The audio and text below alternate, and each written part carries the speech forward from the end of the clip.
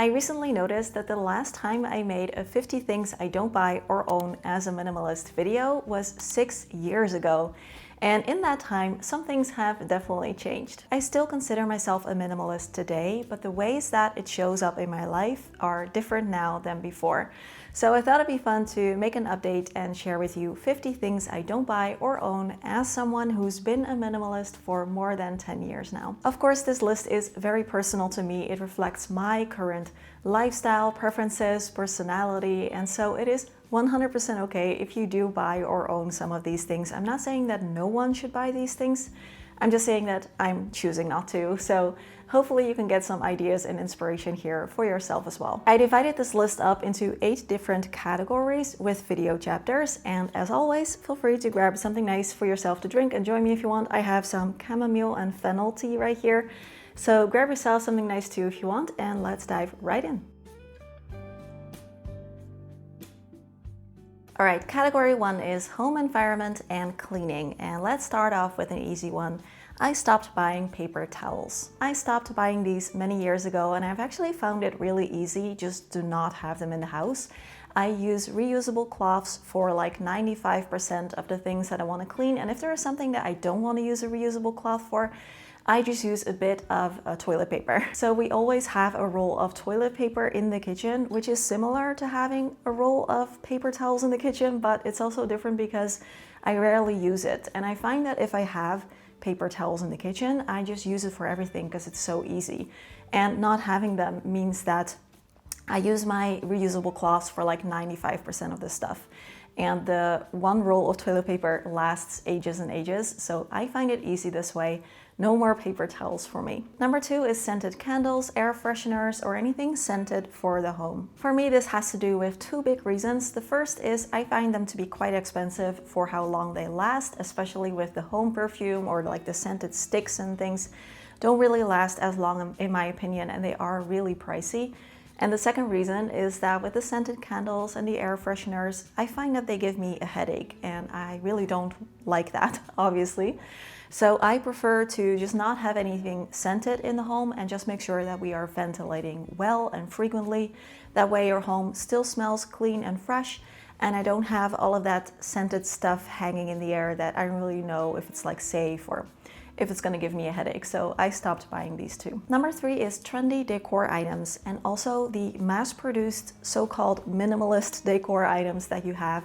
I used to love shopping for decor items. I was always buying new things and then getting rid of old things and switching everything out, and I now find that to be really wasteful. And also I like not having that much decor around and only having a few items that I really love, that I find very beautiful, and most of these are at least 10 years old, sometimes a lot older already. And I find that the longer I keep them around, the more meaningful they become to me. So I just stopped with, like, as soon as the seasons change, the shops are full of decor items, and there's like throw pillows and knickknacks and vases and candle holders and all of that stuff. I kind of stopped buying almost completely. Number 4 is a bathrobe and a bath mat. Now, last time I talked about the bath mat, many people had an excellent point that they are for safety. If you like your bath mat for safety so that you won't slip and fall, 100% worth it, absolutely do it. For me, we use the towel rotation system where if you've used a towel a bunch of times, then it becomes the floor towel. So we use that as kind of like a bath mat. And about the bathrobe, I used to always have them, but for the last couple of years, I've been doing without them, and I prefer it this way. It's just one less thing to have to like hang up and manage, and also a little bit less visual clutter in the bathroom. Number 5 is smart home appliances. Again, one of those examples that could make a lot of sense for certain kind of situations and not so much for me. I prefer not having them. I have to admit, like, they do make me a little bit nervous. I don't really want things around that can hear what I'm saying. And I also, I don't find that I really need them. For example, I can turn on the lights just fine by myself, just clicking the switch. So I prefer not to have them. But of course, there are many situations where they could make sense. Number 6 is robot vacuums, robot mops, robot window washers that you have right now. Anything like highly specific robot cleaning thing. A couple years ago, we did try the robot vacuum and it was not a success. We ended up selling it again afterwards. It's a whole thing. I don't want to get into it in this video, but I really didn't like it. For me personally, we live in a very small apartment, so it's no problem just vacuuming this by myself, and also like we can wash the windows by ourselves. Again, many situations where this would make sense, but for me personally, I prefer not having these things around and just doing the easier chores by myself. I don't find that it actually made my life easier. In fact, it made vacuuming more complicated for me and not less. And number 7 is hyper-specific kitchen gadgets. I prefer my kitchen stuff to be multifunctional. I like to stick to the simple things and only get an actual like appliance or something if it can do something that I cannot do without that appliance. That's kind of like my rule. I have decluttered many kitchen gadgets, many appliances that have just not been worth it, you know, with the cleaning and the storing and everything, to have learned my lesson here. All right, category 2 is beauty and personal care, starting with number 8, which is single-use period products. I switched over to reusable period products, I think, I want to say about like 2 years ago, something like that. I honestly wish I did it so much sooner.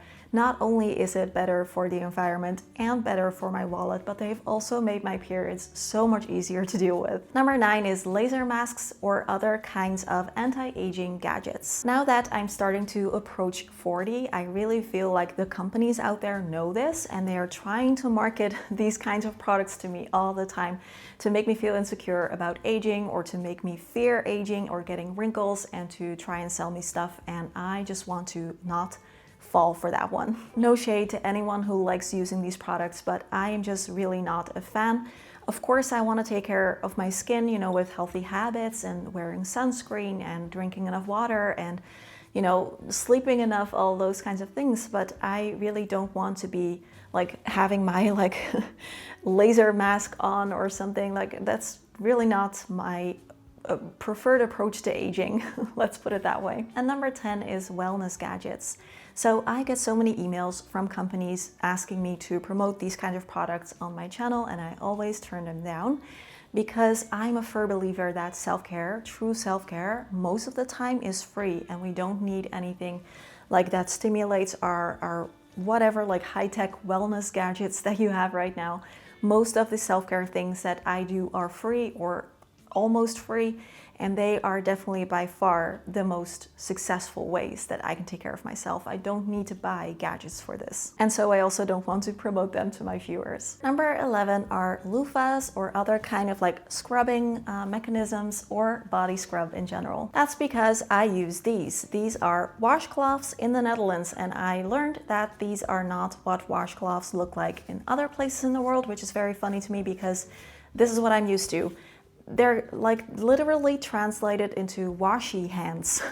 You put them on your hands, you use soap, you know, you clean your body, and it gently exfoliates your body as well afterwards. Throw them in the wash. No having to spend money on body scrub or having to worry about like bacteria growth on your loofah or anything like that. I use them once, I throw them in the wash.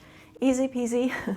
So for me, washcloth all the way. Number 12 is feminine hygiene products that we don't need. Unfortunately, ladies get advertised a bunch of things that we don't need, and this is one of them. So your vajayjay knows what's up. It knows how to keep itself clean. You can just use water. You don't need anything like in there or up there.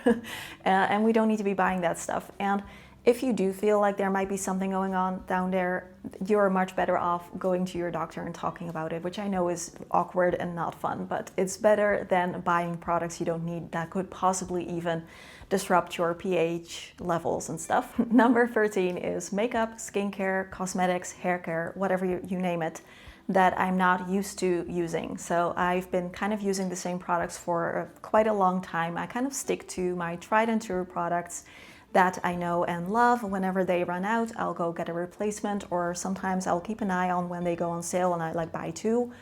But I don't really venture out that much. If there's like a new product launch, that's like super viral or whatever. I just kind of let most of that stuff, like 99% of that stuff, pass me by and just use the ones that I already know work for me and that I like. And the last one in this category, number 14, is not cruelty-free beauty products. A few years ago, I was really shocked to learn that so many of the brands, and also the bigger, well-known brands, still allow their products to be tested on animals, and it just involves a lot of cruelty that it's unnecessary. There are so many brands that are cruelty-free that you can buy just at the drugstore and whose products are great. Just a quick Google search tells me everything I need to know. Category 3 is food and convenience spending, starting with number 15, which is pre-cut fruits and vegetables. There are definitely situations where buying these things would make sense for people, in which case absolutely do it. For me personally, I prefer just chopping my fruits and vegetables myself. It just saves so much money, and I also find them to be fresher that way. So that is my preference. Number 16 is plastic bottled water. So I live in the Netherlands, and I'm very fortunate that we have very clean and safe drinking water from the tap here. So I use reusable water bottles, and of course you can also opt for a water bottle that filters and purifies if you need that, which can work great. I stopped buying these many years ago, and it is so strange for me to like think back on a time when I just bought plastic bottled water, because just thinking about it makes me kind of cringe. It's like, oh, that plastic, it's just such a waste, it's so unnecessary. Number 17 is alcohol. I kind of stopped drinking less and less over the recent years. I've never been a huge drinker before that either, but now I think I have like maybe one drink every couple of months. As I'm getting a little bit older, I also find that alcohol now has a stronger impact on me. Like I wake up feeling a little bit groggy and a little bit like nauseous and queasy the next day, which I really don't like. I also don't like how alcohol, even just drinking one drink, tends to make my anxiety worse. So with all of these things, and also just kind of like wanting to take care of my body, you know, alcohol is a toxin at the end of the day.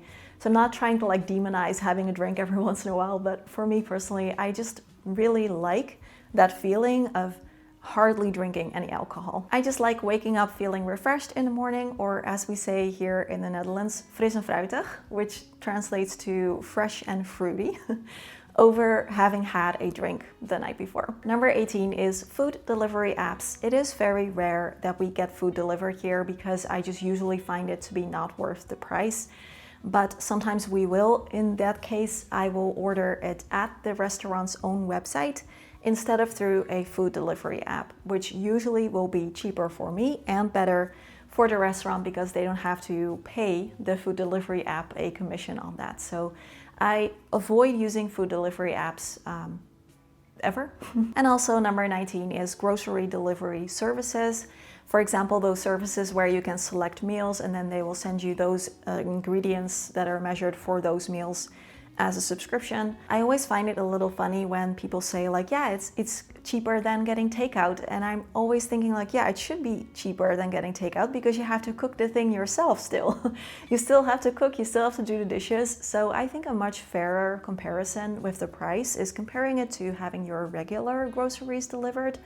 And when you compare those two, I just find the meal delivery thing to be so much more expensive. I did also hear that there was a lot of food waste sometimes associated with these kinds of services, which I'm not an expert on, but another reason for me not to want to buy from them. Number 20 is sugared drinks or like high sugared foods, things like sweets, candies, crumble cookies, sodas with sugar. I'm not someone who's like avoiding sugar altogether, but with these kinds of foods, it's just too much sugar for me. I find, you know, my body and my health to be too important for me to eat that much sugar. And also, because I'm not eating these kinds of foods for such a long time already, I feel like I'm just super sensitive now to when there's a lot of sugar in something. I start feeling like jittery, and sometimes it actually, I feel like it hurts my teeth.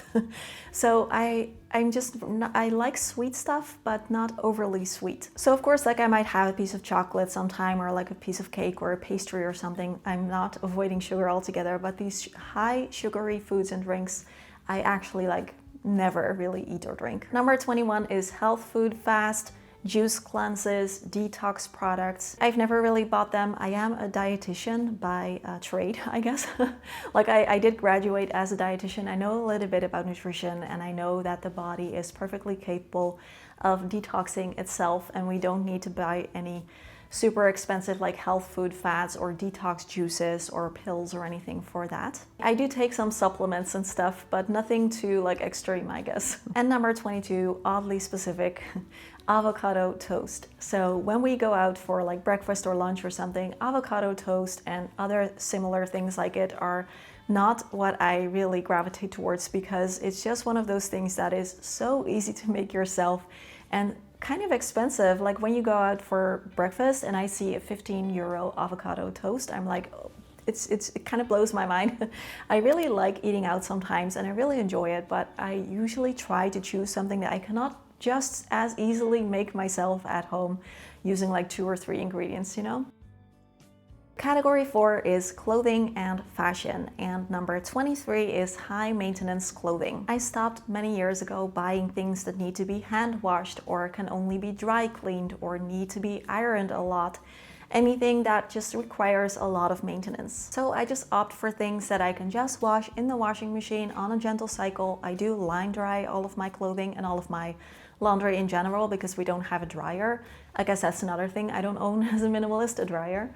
So there is that, but I need to be able to at least wash it in the washing machine. I don't like to have to like wash things by hand. It's such a hassle. Number 24 is a bathing suit or any other kind of swimwear. I decluttered mine so long ago because it was really scratchy and itchy and uncomfortable, and I remember thinking like I will buy a new one next time I go swimming. And yeah, it hasn't happened yet. It's been many years. I guess I'm not really like a pool or a beach or a swimming kind of person, and I'm a firm believer in buying things when you actually need the thing at that moment, because I'm glad that I didn't buy a bathing suit like 8 years ago, because my body has changed in the meantime and it probably wouldn't fit me now. So I'm kind of waiting for the upcoming time that I need a bathing suit to buy one, but it hasn't happened yet. Number 25 is scarves, sunglasses, handbags, any other kind of like accessories like that, any more than the ones that I already have. I've had the same pair of sunglasses, the same one scarf for years, and they still fit like my vibe. I can just use those, and I kind of just stopped like buying more when I already have enough. That's one of the things that I really noticed living a minimalist lifestyle. I also have a few options, like I have one purse, one backpack, and one backpack for traveling, and one tiny purse in case I go somewhere where you can only bring a tiny purse, like a concert or something. So I feel like I'm covered in each of those categories, and I haven't bought anything like this for many years. I feel like with us women, you're kind of like supposed to want to have many different purses and stuff, and I used to have many different purses and I used to always like buy more, but it never really made me any happier. It was also kind of a hassle because I couldn't find stuff because I had different stuff in different purses. So I find life a lot easier and simpler with just a few small options. Number 26 is heels, uncomfortable shoes, uncomfortable underwear, uncomfortable clothing in general. I ditched uncomfortable stuff also many years ago, and my life has been better for it. It's really improved so much of how I feel on a day-to-day basis. I feel like this effect cannot be overestimated or underestimated. If I'm wearing something itchy, scratchy, uncomfortable, or like tight without any stretch, anything like that going on, I am really truly miserable. I really don't like it. It's so distracting. So I still like to look good, and of course, you know, I take that into consideration when I shop for clothing or shoes or whatever, but comfort and something being practical is now so much more important to me than it used to be. Number 27 is just not buying so much clothing in general, either new or secondhand or whatever. I feel like I have enough clothing, and I've felt that way for a few years now. And when I really slowed down my purchases when it comes to new clothing, that was when I really started getting to know my wardrobe more, getting a lot more use out of the things that I already own. I just really believe that we don't have to keep buying new clothes every year. Number 28 is belts. I decluttered my belts also a few years ago because I just could not figure out how to either feel comfortable wearing a belt or having it look like not weird. Like it always looks weird on me for whatever reason. At least that's how I perceive it. So I'm just really not a belt person. I'm glad to not own any belts. Number 29, something I used to love to shop for: cheap jewelry and accessories and costume jewelry. I used to go crazy for that stuff. It made me so happy to buy like a cute necklace for like €6. And I know by now, just from experience, these things tarnish. They just don't look good for a very long time. And I now have some jewelry items that I've had for many years that are high quality. Like all this stuff is all high quality stuff. I've had this for so long and they just keep looking great. So I really learned my lesson with the cheap jewelry one. And also, like, now that I have these, like I barely buy new jewelry. I feel like I have enough. But also, like, quality really matters with this kind of thing. Number 30 is luxury designer brands. I am all for spending a little bit more money so that you can get high quality items, just like with the jewelry. But I think that there comes a point where it goes beyond that, when you're just paying for the label, for the brand, for the little designer thing. It is just crazy how much certain things can cost. Like, it blows my mind that you can buy a bag for like $30,000. That is just, I cannot wrap my head around that.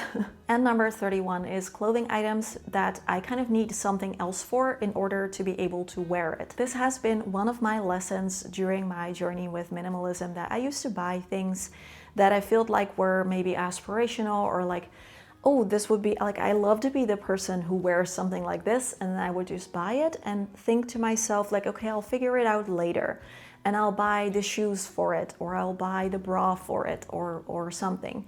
And that never comes. Like, as soon as I buy a clothing item that I have no idea how to actually wear because I don't have the things needed to go with it already in my wardrobe, I just end up not wearing it. So these are always things that I've ended up donating again. It's a huge waste. So if I buy something, I need to know that I can wear it and start using it like the day of.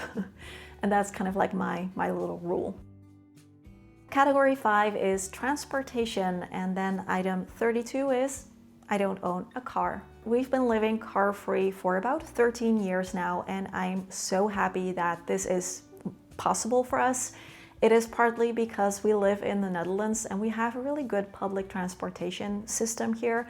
It's not perfect, not by any means, but it gets me to where I need to go, and I just really love being able to live car-free. It's just a great way to simplify my life. I don't have to worry about paying for it, insurance, gas, maintaining the car, having unexpected bills pop up.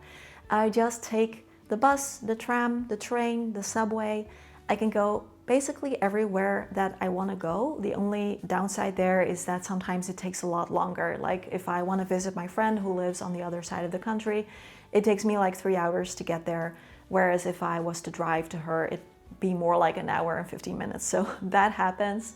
But for me, things like that don't happen often enough for me to justify wanting to own a car. And then number 33, perhaps a little bit stranger, is that I currently also don't own a bike. And I haven't owned a bike for years already as well, which is strange as a Dutch person because we have so many bikes here. Like, the average Dutch person has like 1.3 bike and I have no bikes. I wouldn't be opposed to having a bike, but also I just find that I don't really need one because the grocery stores and stuff are walking distance, and anything further away I can just use public transportation and just get there just as quick. So yeah, I haven't really been in a situation where I felt like I would want a bike. Also, bikes are kind of expensive. Category 6 is digital spending and subscriptions. Starting off with number 34, which is mobile games. I just find that we're already spending enough time on our phone as it is, and I just don't want to add like a phone game to that. I want to make it easier for me not to spend so much time on my phone and not harder to resist spending time on my phone. I remember when I had one phone game in my life. It was Neko Atsume, the one where you kind of like collect cats in your yard, and I was so addicted to that game. I spent so much time on my phone. It really made me see like, wow, this is just not something that I want in my life. Number 35 is cable TV or multiple streaming subscription services. So cable TV we quit also a few years ago, and I've never missed having access to cable TV. And also with the streaming services, I talked about that in my last video too. We just use one and we watch what we want to watch on there, we'll cancel it and we'll start another one, which is a huge money saver. Number 36 is point cards or loyalty programs that they have at the store. I have some of the stores that I go to frequently, and they have, you know, a good deal. If you save a certain amount of points, you can get a discount. Like, okay, but at a certain point I had so many of these cards in my wallet, or they say like, oh yeah, you can also download the app, but then you have to fill in all your personal information. And I just find it 9 out of 10 times to not be worth it. So whenever they ask me, oh, are you a member? Like, do you have like a loyalty program thing? I'm like, no, thank you. And they're like, yeah, but if you join, you can get some kind of present or something. And I'm still like, no, thank you. Number 37 is large data packages for my phone. I spend, I think, around €9 a month for my phone, and that includes my data and my minutes and everything else. And I really like that. You know, I'm at home most of the time anyway, so usually I'm on Wi-Fi, and then when I'm out, I have my data, but it is more than enough to cover, like, I never get close to using up all of my data, and I have a very low package. I don't have unlimited data or anything. So for me, that works fine. It's just one of those ways to save a bit of money every month. Number 38, TikTok trends, TikTok shop, anything that you've seen on TikTok. I don't buy any of that. Also because I'm not on TikTok. I don't have the TikTok app. So I guess that's easy. And then also kind of related to that, number 39 is anything from Temu, Shein, AliExpress, or Amazon even. I buy something from Amazon only when I really need it and I cannot find it anywhere else, or it's like significantly cheaper. Sometimes I will make an exception. I like buy something from Amazon maybe once a year, but all the other platforms I try to avoid. I don't think I've ever bought anything from them, and I don't plan to. It's mostly about ethics, sustainability, low quality items, and unfortunately also they did find that many of these items from Shein and Temu are even toxic and unsafe. So I just try to avoid these platforms altogether. There's nothing on there that I need.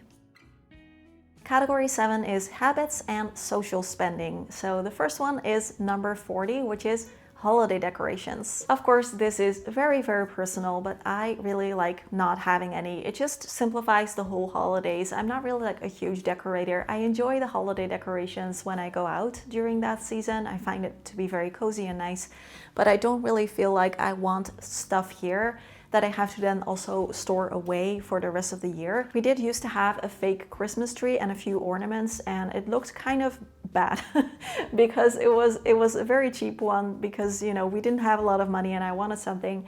So I used that Christmas tree for years, but we decluttered it, I think around like 4 years ago. And yeah, I've never missed it. Maybe in the future, who knows? But for now, I like the holidays to be nice and simple in the decorating department. Number 41 is impulse buys and emotional spending. This was definitely a habit that I had to break when I first started my minimalist journey. It really helped me to have a little rule that I want to think through my purchases at least for a few days before I make them. 9 out of 10 times I feel like I don't really want it after all, and if I still want it, I can always get it later. So this has really helped me be a lot more intentional with my shopping in general. And also emotional shopping, I've never really found it to be helpful in the long run for my mental health. So, you know. Number 42 is anniversary gifts. My partner and I have been together for a long time, 23 years at this year. So we decided many years ago to stop doing anniversary gifts. We just do something fun together to celebrate and prefer doing, you know, an experience rather than gifting each other like a fancy anniversary gift every year. It's just not really necessary. And number 43 is souvenirs. I used to go crazy for souvenirs. Whenever we went on a trip, I would buy a lot of stuff for myself. I would buy a lot of stuff to give to people, which honestly, now looking back on it, it's like, When you go on a trip, it means a lot to you, and then you buy something from there to give to the people that you care about, but it doesn't really mean that much to the other person because they weren't on that trip.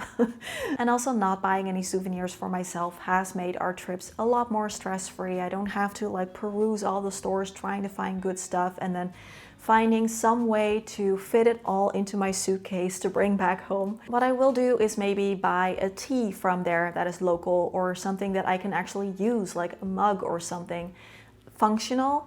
That's something that I'm okay with, but I'm talking about like actual like souvenirs. Number 44 is convenience gadgets that solve imaginary problems.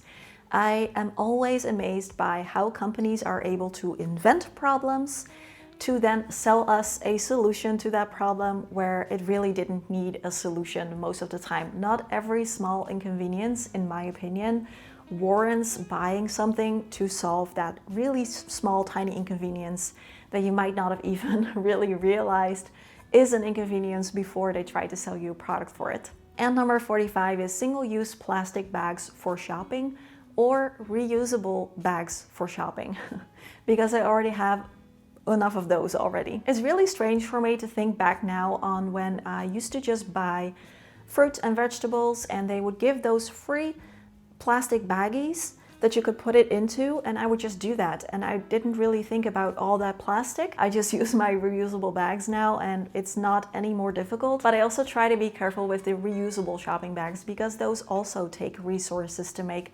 The cotton like canvas bags and stuff, they are only good if you can use them again and again and again. Otherwise, they're still not sustainable. So I haven't bought any new bags for that for many years as well.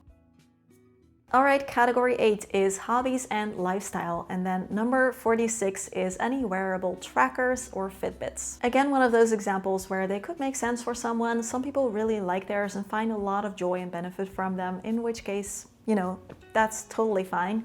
For me personally, I just don't want to go there. I feel like they would add another layer of pressure to my life where I would just have all of this information about my health and about my steps and about my calories and about, you know, all these things that I really don't even like want to know. That's also because I happen to be a person with some like health anxiety issues and stuff. So I just don't think that it would make a positive difference in my life to have all that information available all the day. Number 47 is books that I won't read.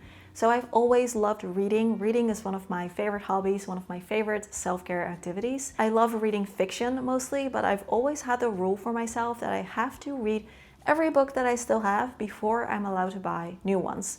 And that has really helped. So I keep my TBR list quite short and intentional, and then I'm only allowed to buy some books from my TBR list, ebooks by the way, if I have read all the ebooks that are still on my e-reader first. I just get a little stressed when I have many books that I haven't read yet on my e-reader. I don't find it like fun or exciting. I find it overwhelming. So I try to be very intentional with that. And I think like books are there to be read, you know? I don't want to just kind of like hoard books and do all these kinds of book hauls when I don't have time to actually read them all. I do have one bonus one here that I did want to include, but I didn't want to make the video 51 things. So here's a bonus, and that is anything like AI art. I'm talking AI music, AI books, AI videos. It freaks me out. There are many reasons why I choose not to consume AI art that I won't have time to go into in this video here, whether that's like environmental or like the stealing of people's work, or like there's so many reasons, but I prefer my art to be human-made.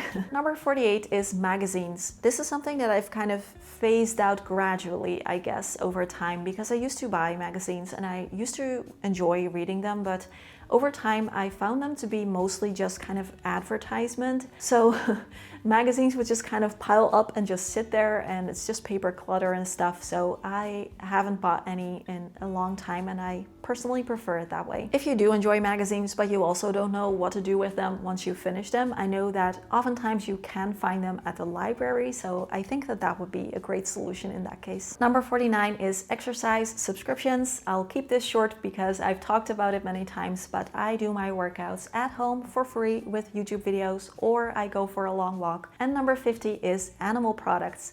So I went vegan when I was 30, which is 7.5, almost 8 years ago now. Before that, I was a vegetarian ever since I was 15, which means that I haven't eaten meat in like more than 22 years. This is just a personal decision that I feel really good about, and it's one of the best decisions that I've ever made in my life. I don't often talk about this on the channel, and I also don't want to seem like judgy or preachy in any way, but I really like this way of living. It fits me, it suits me very well. I like living in a way that supports my values and that is in line with my ethics and my beliefs. I also like that, you know, it's healthy, it's tasty, I'm still eating so much great food. In fact, I think that ever since I went vegan, I became a better cook too.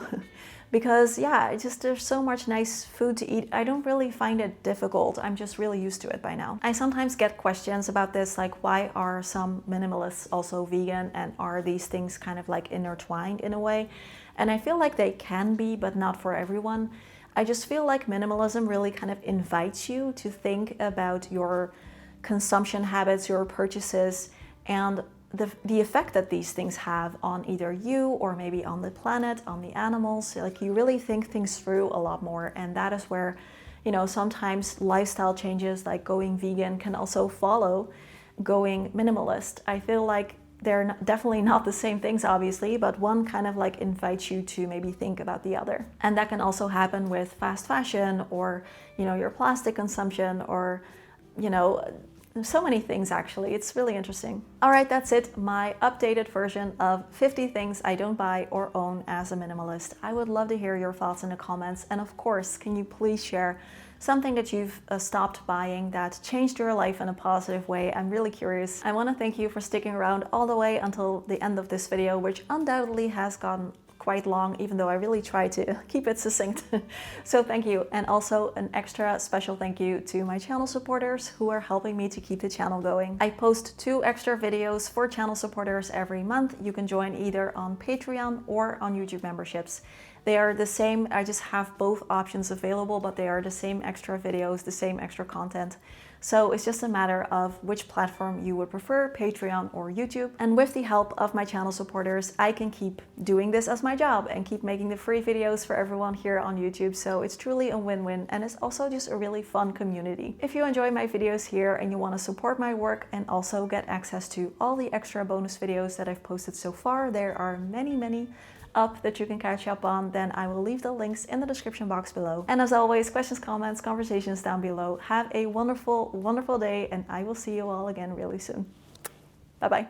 So I actually didn't sleep that well last night. It was really stormy, and we live in a flat in a very tall building, quite high up, and this never really bothers me unless it's like really windy and stormy, because then I feel like I'm just in this shoebox in the sky, and it's very unsettling.